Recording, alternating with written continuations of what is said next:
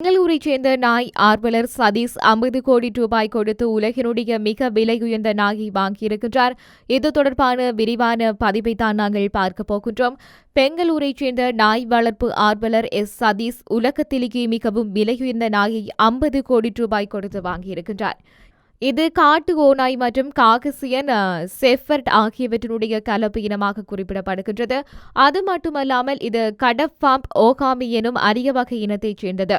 இந்த நாயினுடைய பெயர் வுல்ப்டாக். இது அரிய வகை நாய் என்பதால் இதை 50 கோடி ரூபாய் கொடுத்து வாங்கியிருக்கின்றார். இந்த நாய்க்கு ஒகாமிக்கு 8 மாத வயதுதான் ஆகின்றது. ஆனால் இதனுடைய எடை 75 கிலோகிராம் மற்றும் நீளம் 30 அங்குலமாக குறிப்பிடப்படுகின்றது.